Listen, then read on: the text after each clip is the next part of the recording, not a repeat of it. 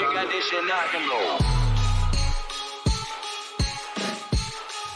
guys, welcome to the Swirl Suite. Happy Sunday. We're recording on a very, very hot Sunday. I'm Sarita Chavis. You can follow me at Vine Me Up on all social media. You can follow the Swirl Suite on all social media, and you can follow our episodes wherever you find your podcasts. Leslie is in the building. Yeah, I'm so excited to be here.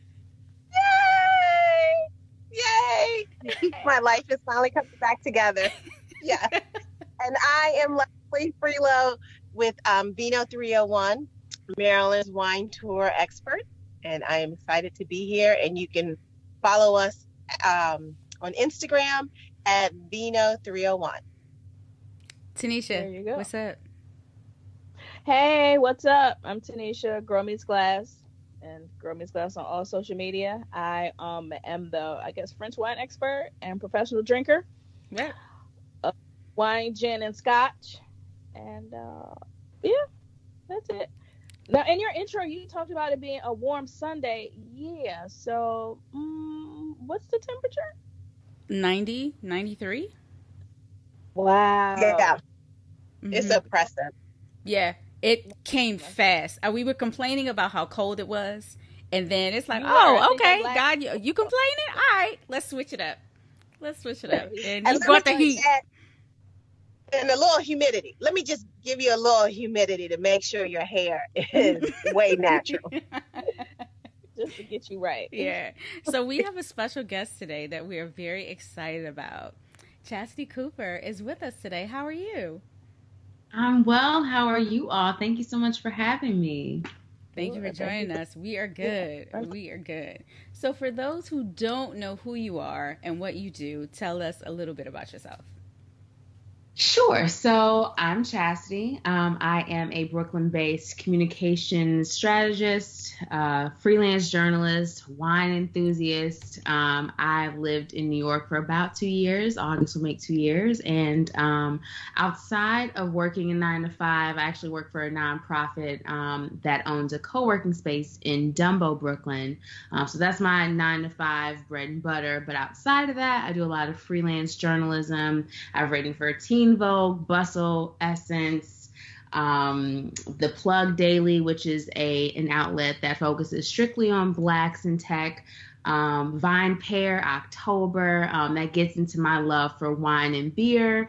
And I love wine. A few of you may be familiar with my newsletter or follow me on social media, hashtag Wine with Chaz. That's my weekly newsletter where I talk about all things wine. Because I am a journalist by trade, it is just a habit for me to include, weekly news stories happening in wine, sprinkle a little bit of, not wine related news in there, as well as, writing about wine. I know we're going to get into that, but that's me in a nutshell, pretty much. A nutshell, that girl, that's a lot. Right. I'm like, That's a lot. I was like, well, clearly I got to get my life together. I clearly am not living right. Like, I shouldn't even be in bed. I should be up working. I don't have time for this call. No. Thank you. That's very nice of you to say. Wait, so we can meet back up. What does a communication strategist and creative consultant do? Yeah, so primarily on a day-to-day basis, I'm creating content for social, for the co-working space. So Freelancers Union is the nonprofit I work for, and we have a co-working space in Dumbo, and so I'm running the social media, creating marketing materials for the co-working space, making sure that the many freelancers in the city are aware of our free resource. And so, day to day, I'm, writing content. They could be blog posts, they could be tweets, Instagram posts, or paid ad promotions, and making sure that people are, like I said, aware of this free opportunity to come and co-work. A lot of people in New York City usually camp out in coffee houses, which also just kind of allows you to spend more money, because if you're there from 9 to 5, you're buying breakfast, lunch, and dinner. So I do that, and then on this, as far as creative consulting is concerned, a lot of my friends who do have businesses, they have come to me for content creation and getting strategy on how they can reach their audiences in the best way, or what's the smartest way to move from one platform to the next. And so I'm a media junkie, and I'm always just kind of looking for trends and cool ways for people to communicate with one another. And so that's kind of where that creative consulting has come into play, and just dreaming up super big ideas for people to execute. Wow. So wait, so you wrote a piece. I had to put this in the questions, but you wrote a piece, and the title was "No, You Can't Pick My Brain: An Ode to Creative Preservation." So, first of all, I read the piece and I thought it was outstanding. Your tips were wonderful. But I have a question. With our industry being so casual, I mean, wine and like tourism and stuff, how do we determine who's trying to juice us for something and who's not?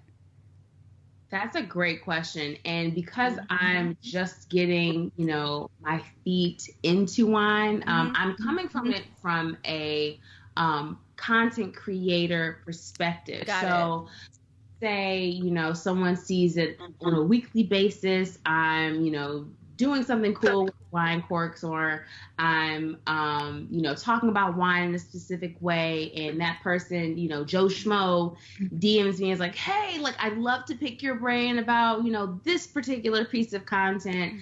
And I'm like, hey, Joe Schmo, like, sure, let's talk about wine.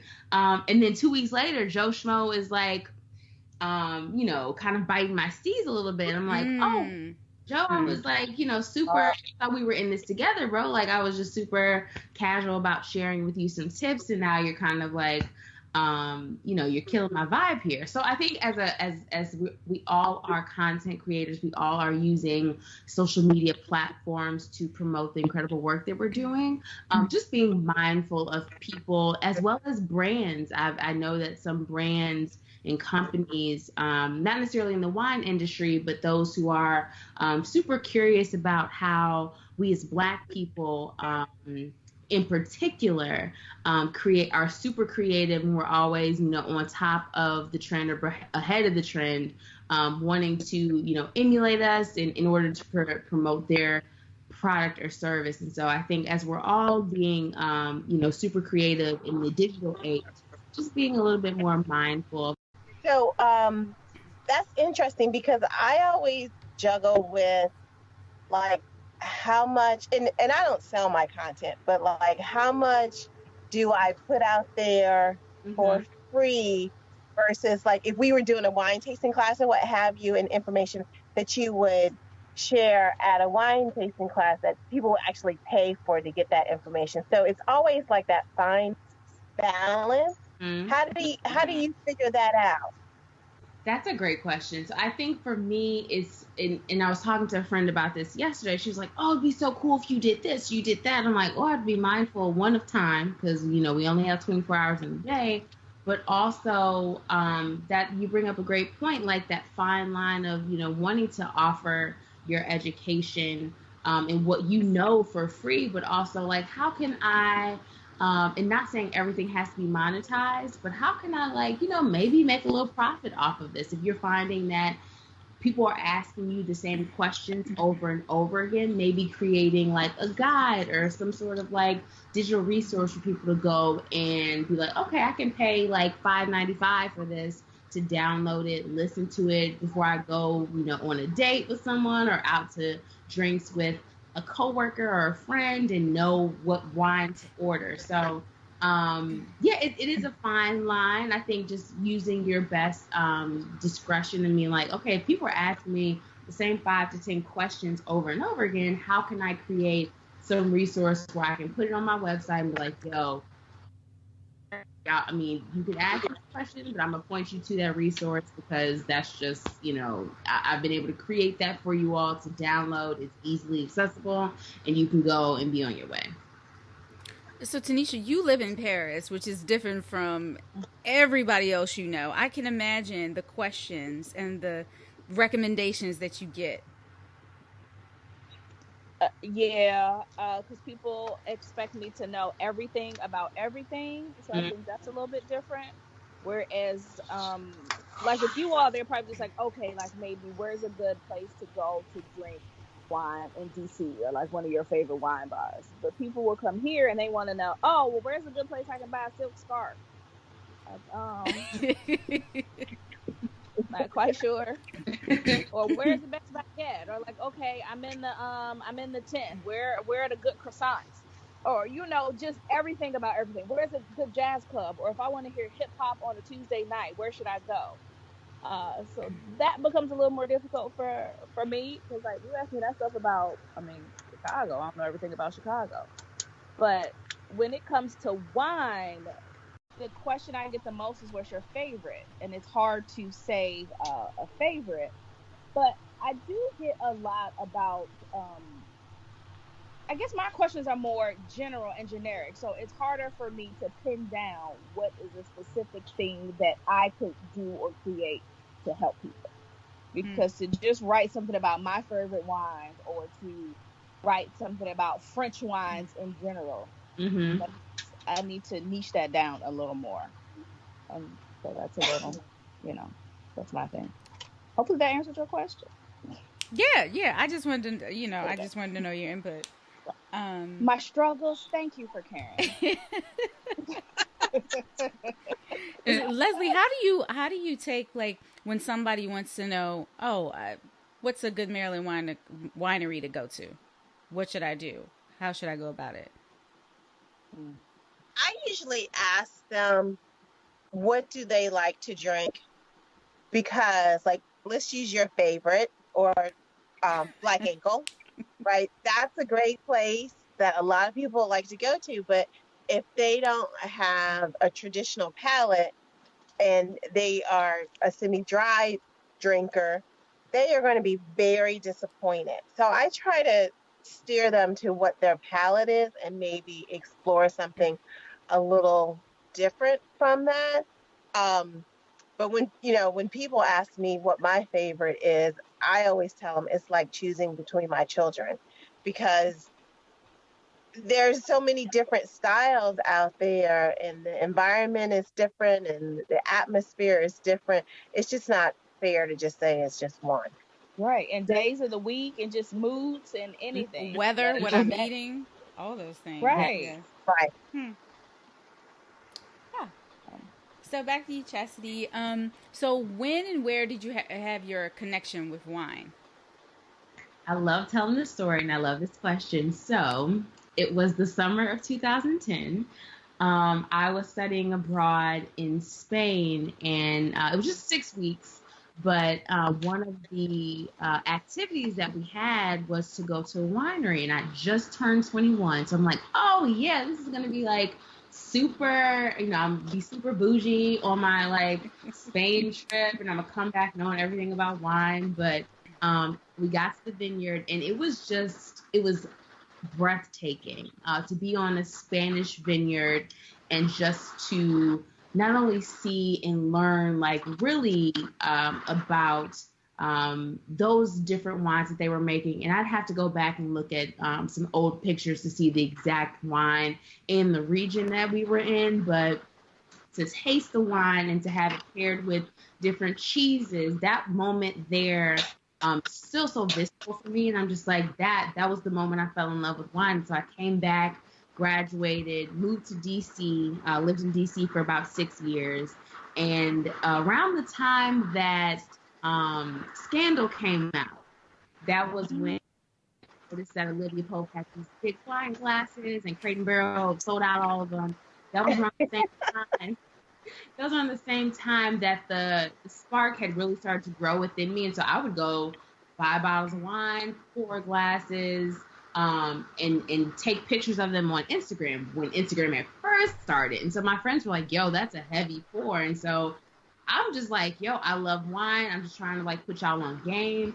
And now that, years later, I'd been that friend who was just such a nerd about wine. And so now my friends are always like, yo, I'm going to an engagement party. What should I bring? Or I'm at a happy hour with friends or with coworkers. We're going to a dinner. What is it that I should order? So my friends were trying to play me back in the day, but now I'm just like the wine resource. So it turned out to work for me, but I would say definitely that trip to Spain changed everything for me. And I think now that there are so many different resources, I'm able to just learn more about it.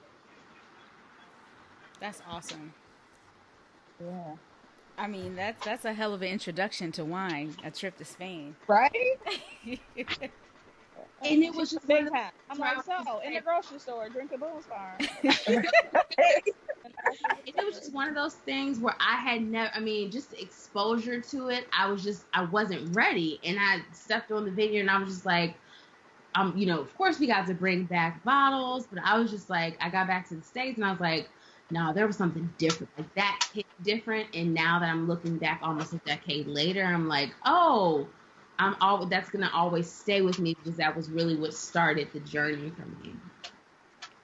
Glynis, I wanted to get your take on this before you joined us. We were talking about how we decipher, how do we deal with friends who are asking us advice that's really intense that they probably should pay for versus, you know, just sort of like casual conversation. How do you typically handle that? It depends on the relationship with the friend. Is it a friend or is it an associate? Is it truly someone that you have had interactions with and you have received from them, and they're not necessarily monetary, whatever the receipt from them excuse me, have been. You have to excuse me, I'm on a train. That's okay.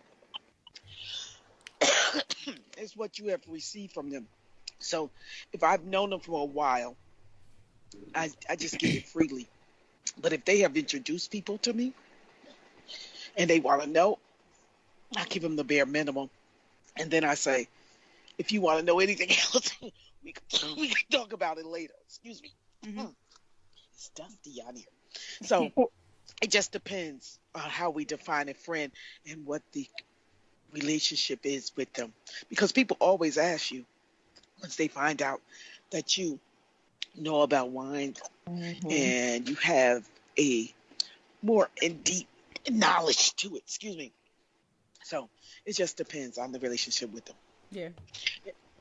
How I handle it. That's a really good point.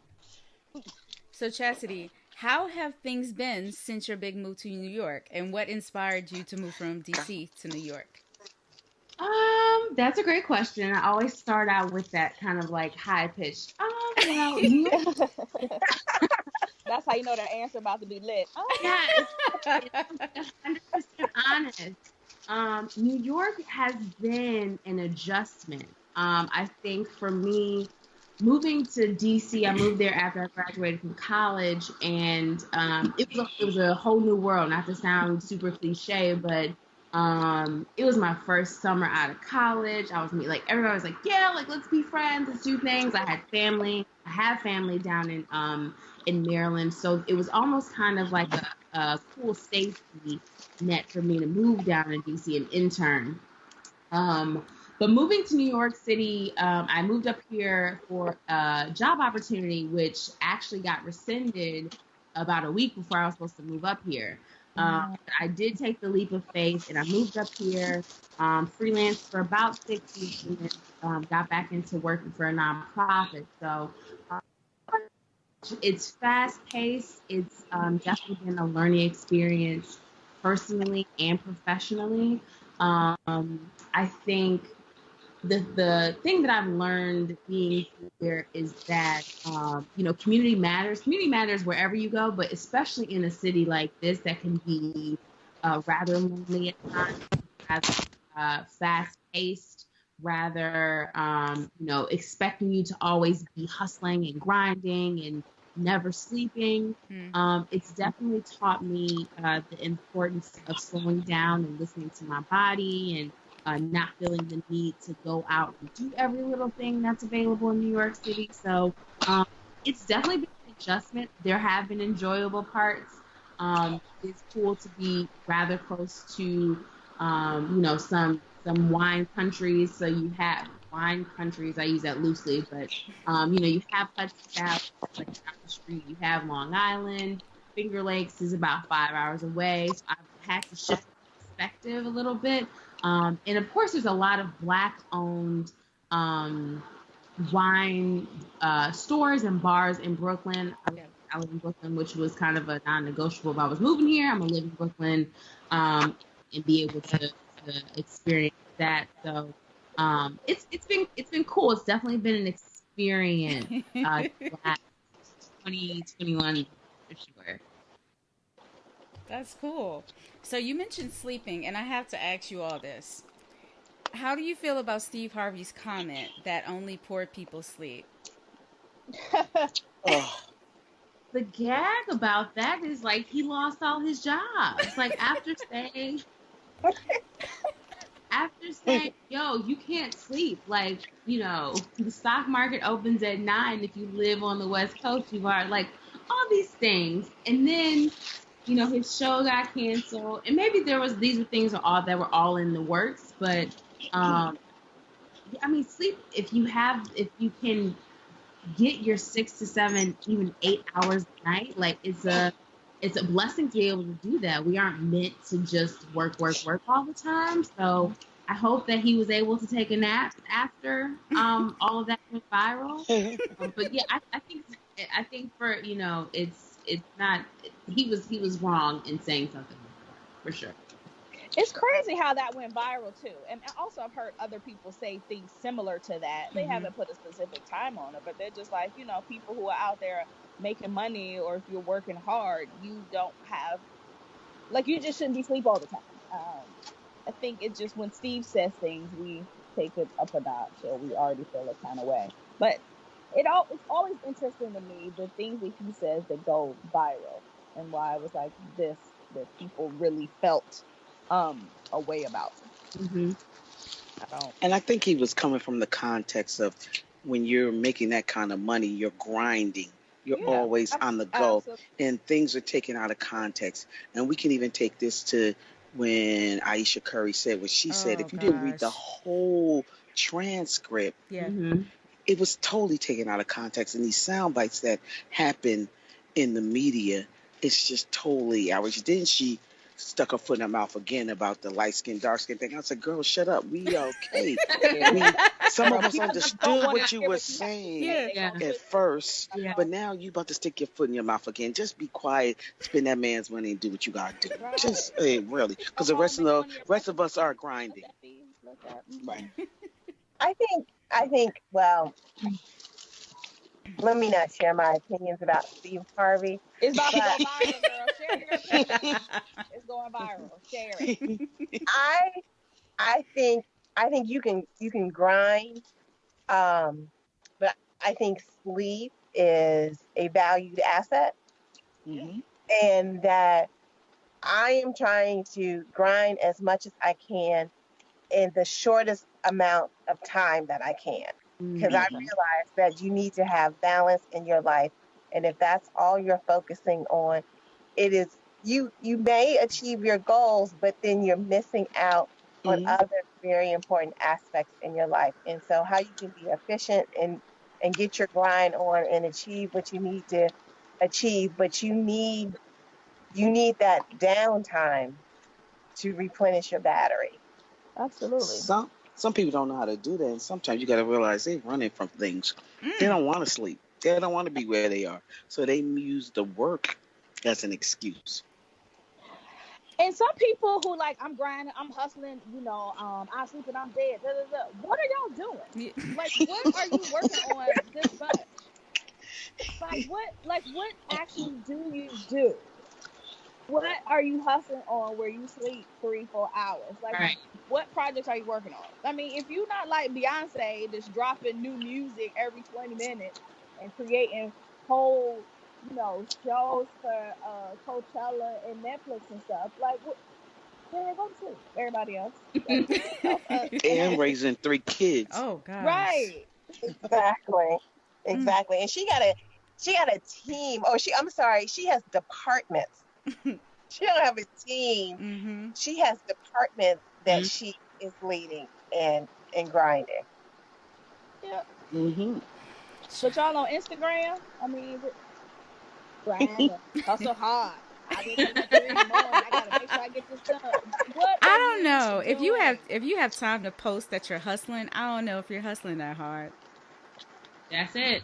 I mean, keep I'm taking saying. pictures of your fingertips on the keyboard. Like, that's fine. And you post that like you type it. That's cute. But You're so right. because let me tell you, I'm going to sleep as soon as we get off this call. Okay? This podcast goes. Good night, everybody. I'm gonna get my 5 to 6 hours. That's usually the master move. That's all I need. And then I'm back at it. Grinding. Okay? Do you guys have any other questions for Chastity before we go into our next set of questions? Oh, I have a quick question. Sure. So, how do you determine the relevance of the content that you decide to write about? Because there's so many, like, people can write about so many nonsensical things. Yes. So how do you decide, okay, this is relevant and I want to know this, and I think other people think this is relevant too. Yeah. That's an incredible question. So I'm going to answer it hopefully not too much as a journalist, but more so as like a content creator. For me, it's just what are questions that I have and what hasn't been covered. So I'll give you guys or you all a great example. A lot of the stories that I've written for VinePair for October have focused on Black people in beer and wine. And that's come from, me doing a little bit of research, but noticing that a lot of the stories were the same. And so first things first, I'm always going to do my best to give Black women a platform in this because yes. I do think that that's important. Whether it's, wine, spirits, beer. So that's first and foremost for me. So doing just my due diligence and making sure that, what is the work that Black women are doing? Where are we leading the charge in this industry? I try not to follow the trend of, although I enjoy some of these national calendar days, like National Whiskey Day or like World Day. I think those are fun. But I also try to create content that if it is, coming up, or Juneteenth is coming up, how can I write about something that could be talked about still that might be, a little bit related to Juneteenth, but still talk about the legacy of Black people and, how we've made strides in this industry in September or October. So not just like looking for, the Black History Month or the Women's History Month opportunities, but creating content that's going to be still relevant a year from now. So, telling those stories where people can go and be like, oh, I'm inspired by, what she's doing or what he's doing. And just asking really just not strange questions, but questions that I haven't seen answered before. And so, one of the pieces I recently wrote was about Beer Wax. It's a Black-owned craft beer bar in Brooklyn. And I, in my research, I was like, oh, yeah, a lot of people have written about, the same thing. But I'm like, okay, why? And I get a lot of help from my editors. But, like, why in particular is this a hip-hop craft beer bar? What is the story behind it? And, I feel like that piece is going to be able to, not only please the people I wrote about, but also just be long lasting and to be able to back a year, 2, 3 years from now and be like, okay, like I'm in Brooklyn, I'm pulling up to the Heights and I'm getting me a cold craft beer. I hope that answers your question. Yeah, that does. Thank you. Mm-hmm. Awesome. All right. So, this part of our show, we ask you a bunch of fun questions about yourself and your taste and what you like. Sweet. And it's random, but not so rapid. Okay. New York or Chicago style pizza? Chicago style pizza, because I am a product of Evanston, Illinois. And Yes! Sorry. I couldn't hold held it in. I had to- And Giordano's is Bay, so I'm just gonna say Giordano's that. works. Yes. She's a smart. Yeah. Okay, so this Next question. next question everybody can answer if you have an answer. Name a celeb you would send a drink to, and what song will be playing either in your head or in the venue that you're at, and then what drink would you send? I did have to think about this a bit. I would send Dwayne Wade and Gabrielle Union Wade. I would send them Uncle Nearest Nice. Neat. I don't know if they've had it, but I'd send it to them Okay. Neat. Very nice. And I would hope that Boss by the Carters Ah, playing. Yeah. I love it. I love it. That's a spectacular answer. Yeah. Anybody else? Like have now a- we can't even answer. Like how we gonna follow with that? Like, Right, exactly. Right, right. We should go on to the next question. On to the next question.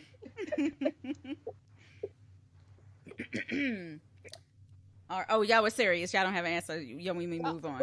I mean, not a one answer. Really serious. Don't be a Thank you, Chastity, for making us And, look so with all down. Right. She came all for real prepared. We all like, I'm gonna send a gin and tonic to that dude in the movie who played the role. He had the glasses on. Like,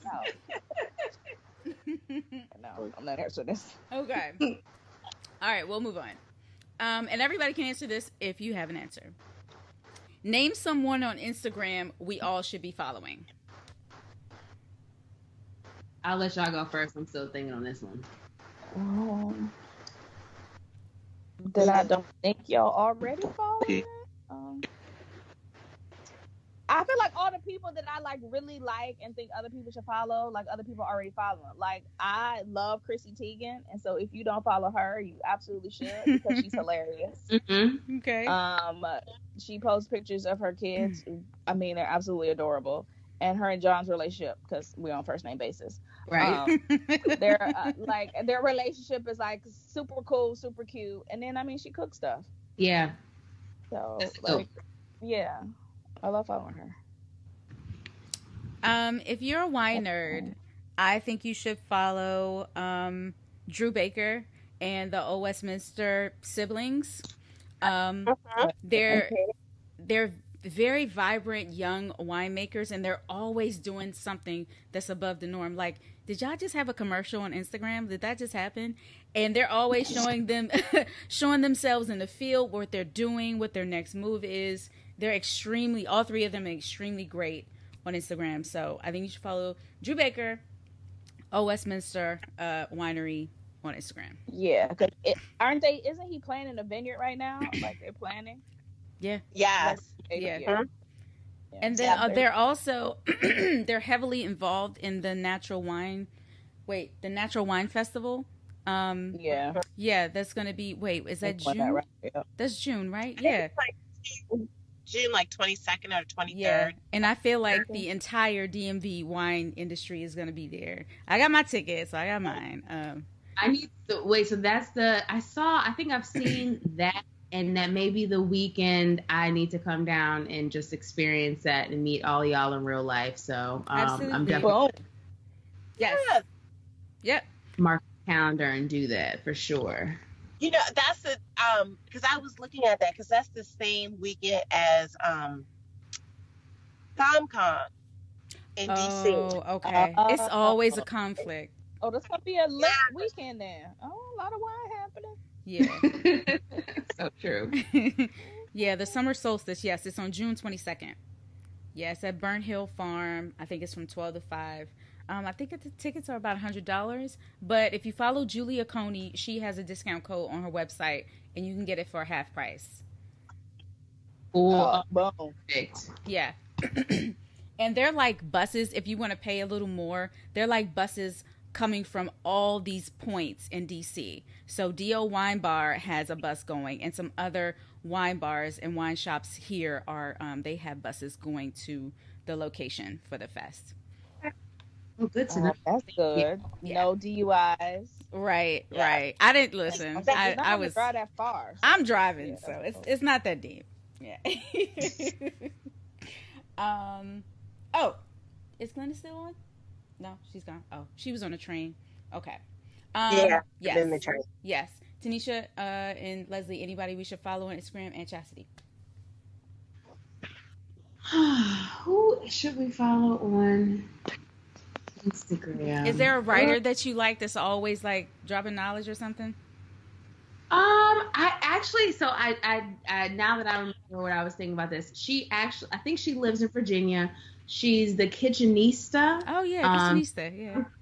In loving wine, loving food is important too. And the pictures that she takes, I'm just like, I want to throw my shoe at my phone screen. I'm just like, oh, you're cooking so well.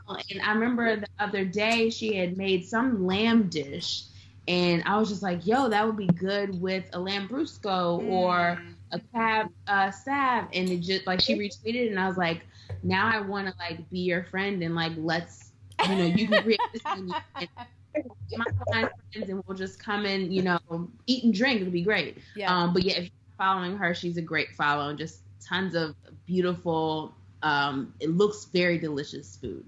Yeah. Leslie, what about you? Why do I feel like you're about to give like an educated answer, like someone in business or marketing or something? She is. She about to tell us to follow like Brené Brown or something. Follow Oprah is what we should follow. Get ourselves together. I am so horrible about this, because this is what's going to happen. I'm going to hang up and go, damn, I should have said da da da da. I follow all the time. I see for like fun, lighthearted, who tells really silly jokes on Instagram is Tina Knowles. I don't know if you ever see her. She is a fun person to follow on Instagram, and I like her little knock-knock jokes that she tells. Very cute. Very cute. Mm-hmm. Glennis, you have a person that you like to follow on Instagram, Facebook, or Twitter? Either one. Oh, are we going to talk about really serious stuff? There are some comedians that I follow. It's this one, him and his son. I think it's G. Honey or something like that. They are hilarious. That's neither here nor there. But on a serious note, I actually follow the Duke and Duchess of Sussex. Oh. On Instagram. I didn't. Oh yeah. Yeah. I love Meghan and Harry, so I follow everything they do. So that's my serious, but I have some comedians that I follow on social media that are like, outside of the wine folks. I have to list all of them, but that's boring for right now. But everybody ain't into it. And yeah, just because I follow them, that don't mean like I really like their content. Sometimes I'm like, oh, let me support this, double tap. Like, solidarity. But. Okay, Chastity, this is for you. What is your favorite summer shoe? Favorite summer shoe. I am a sneaker girl. I love being comfortable. Sandals are cute. Peep toes are dope. But if you can give me a some low top Chuck Taylors that can go with my jean jacket and my skater dress, I am your girl for real. Love it. What, you got a color in mind or just black? I've seen a lot of the white ones with the red trim lately, so those are the ones that are on my radar right now. But I also love Air Maxes. But in the summertime, you want something that's breathable because you're doing a lot of walking. So Chuck Taylors, although they're super flat, they're super stylish and comfortable too. Love it. So, what was the last book you read, or what are you reading? Currently, I'm reading 2 books right now. One of them is called Ugly Girl, and I'm sitting in my bed, that's why I'll grab it. But it's called Ugly Girl. It's a fictional book. It's interesting. It's about 2 girls who live in a trailer park, and they are best friends, and they go around like stealing cars and just doing really ratchet things. So that's just a nice, lighthearted book. But the last book I did read was Root Cause by Stephen Lang. Yeah, I'm in the middle of it right now. Yeah, a lot of people haven't. A lot of us wine folks have probably been hit up by the publisher to read that one. It was good. I thought it was a nice, cute, suspicious fiction. Yeah. The girl who was the wine flyer, the wine fly maker or whatever her title was. I thought her job was cool. I was like, if I can get paid to, maybe not to solve a mystery like that, but to fly across the country and wine, that would be cool. But yeah, those are the books that are in rotation for me right now. Awesome. You guys reading anything or are you chilling? Read. Well, if you like read in air quotes, I'm a big Audible person. Okay. And so I am listening to Tapping into Wealth. I don't know if you've heard about that. And so it's basically about addressing the fears and misconceptions you have about wealth and what is blocking you. And the concept is kind of interesting because when you start to have those issues or when you are thinking about money in a certain way that could sabotage your own wealth, they suggest that you tap on pressure points on your face. Like if you were to go to acupuncture and they would tap into your chi there, you just tap on those pressure points on your head and it helps you redirect you in your thought process, and then you start thinking differently, like, oh, this is a blocking issue here. Do that. Wow. That's Which is interesting because, I know that I grew up with money issues because my family just didn't talk about it. It was just like, don't go out here and act the fool and then we lose all our money. So it was never the discussion of, this is how you accumulate wealth or what have you. And so addressing some of those issues in your childhood that you don't realize that you have helps you look at things differently financially. Wow. Excellent recommendation. Yeah, absolutely. And I would like to go back to my Twitter. Foodie. Oh wait, who was you? Did you say the person? Right, who? Did you say a person? It's on me. Are we talking to? No, Leslie I was talking to Leslie. Sorry. What did you just say? You kind of broke up a little bit, so we didn't hear the last part you said. So the person that I like following on Twitter is Soul Foodie. Soul Foodie. Oh, got it. Okay. And yeah. Awesome. Okay, Lynn, it's your turn. What book are you reading, or what was the last book you read?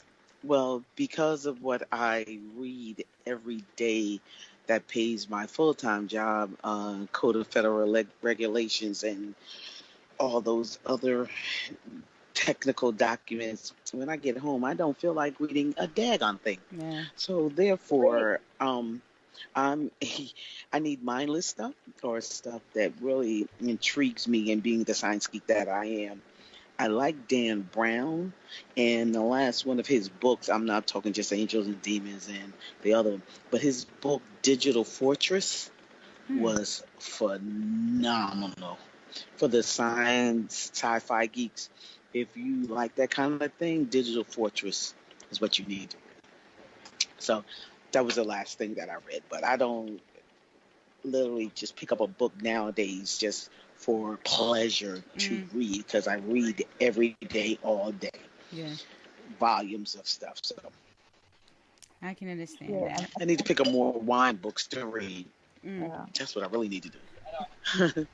I feel like we're running out of wine books. Right, me too. I don't It's know. like, what else are we going to do? Yeah, I don't know. Y'all got to write one.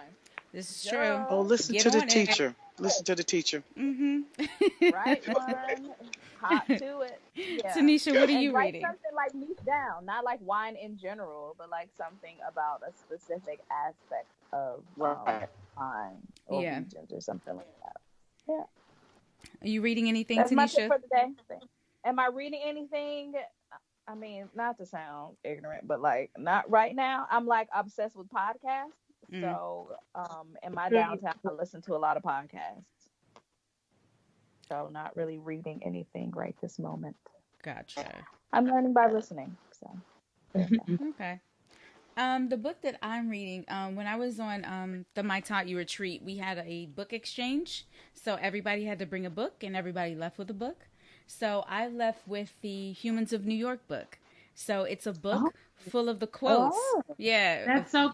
Oh my gosh, it's so great. And you think that, I'm just gonna read a few pages today, but then I keep flipping. I'm like, I'm so inspired, so I just keep going. It's really, really good, and it's hardback too. It's really nice.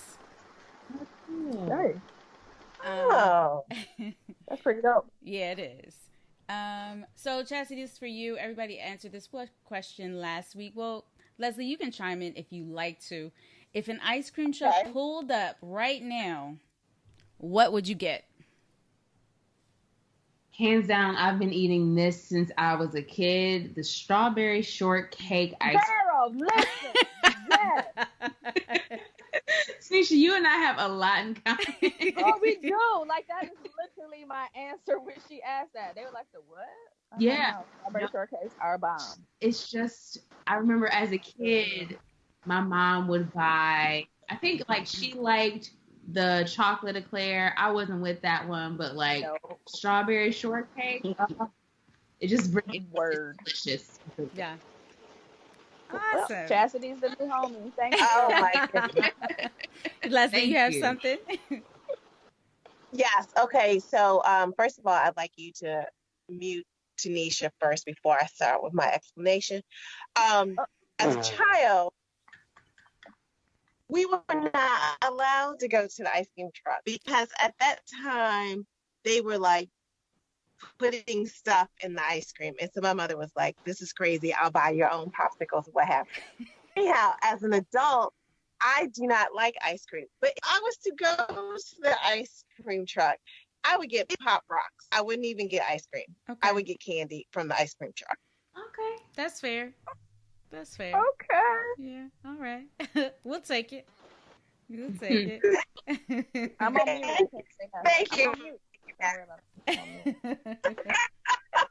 I'm on mute. Oh my goodness. So Chastity, before we go, tell everybody where they can find your blog or your newsletter and where they can find you on social media. Sure. So on Twitter and Instagram, I am Chastity S. Cooper. You can find me there. winewithchaz.com. That's Chaz with an S. And then if you want to, like, if you're interested in any of my other writings outside of wine, chastitycooper.com. But yeah, Wednesday at between 3 and 5, the newsletter drops every week. And I try to sprinkle some new content about once or twice throughout the week. But yeah, I'm hoping to get down to the DMV for summer solstice. And so I can meet y'all in real life and drink some wine and get out the city for a little bit. But yeah, and hashtag wine with Chaz. If you do that, you'll be able to get to me in one way or another. Awesome. So that's our show, guys. Thanks for joining the Swirl Suite. Have a wonderful Sunday. Cheers. Cheers. Cheers.